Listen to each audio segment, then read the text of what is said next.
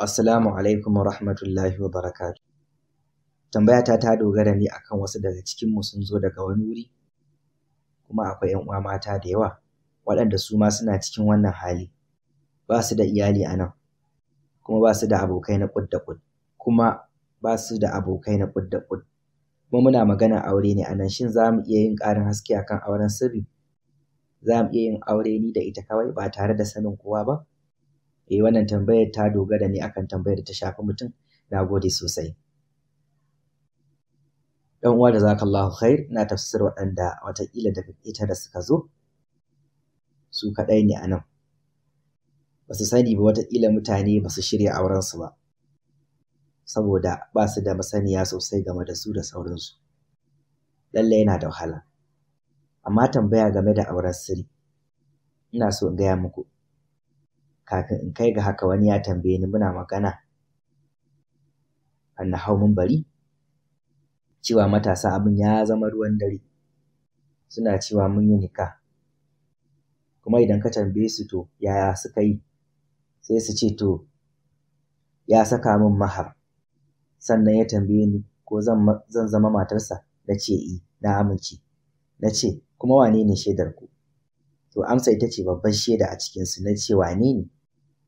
Ya ce ƙul kafa billahi shahida, Allah ya isa zama shaida a tsakanina da ku, don haka Allah ne shaidarsa, Allah ne shaida.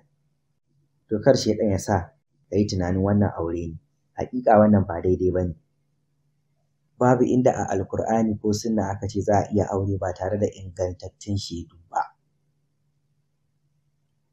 Akwai buƙatar a samu mutane.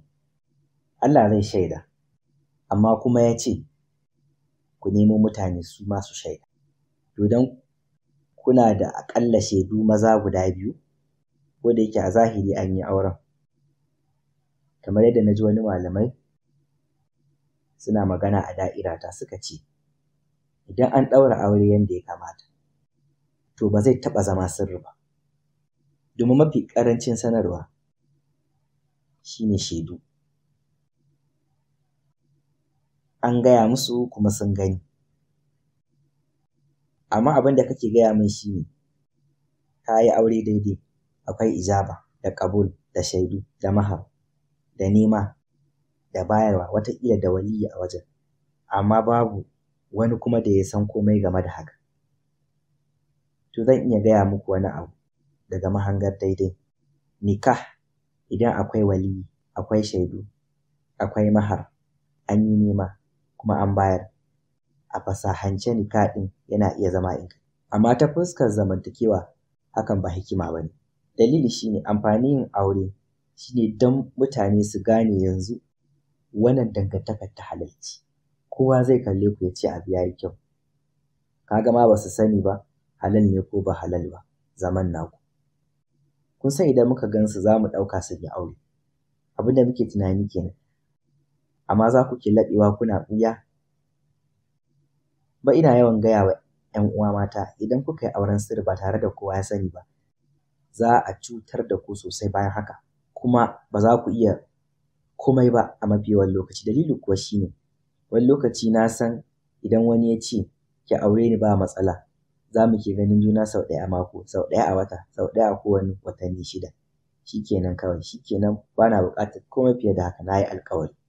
Sati ɗaya ya wuce, sati 2 sai ki fara tunanin Allah sarki ne, na samu miji amma ko ganinsa ba na yi, an shiga sabon matsi. Kuma na ce sai ki fara tunanin a'a ina buƙatar ganinsa sau da yawa. Kun fara jayayya saboda ba kya san abin da kuka yarda da shi a kai. Sai da kika fara rayuwa a haka kika gane kin yi wauta. Yanzu idan ki zai buɗe sai ki gane cewa gaskiya na yi wauta, kawai amfani ake da ni. Abin da ke faruwa kenan, kawai ana cin zarafi na ne. Abin da yake faruwa kenan. Don haka kuna buƙatar fahimta, kuna buƙatar ku auna fa'ida da rashin fa'ida. Zan shiga cikin wani abu na wannan ɗabi'ar. Duk yadda za ku yi shi a bayyane, ku yi ƙarfin hali ku ce bari duniya ta sani, sai me to. Kuma wasu lokuta yanayi na sa mu ji ba ma son mu sanar da kowa, amma aƙalla dai mu sanar ga wasu mutanen. Allah subhanahu wa ta'ala ya sauƙaƙa mana.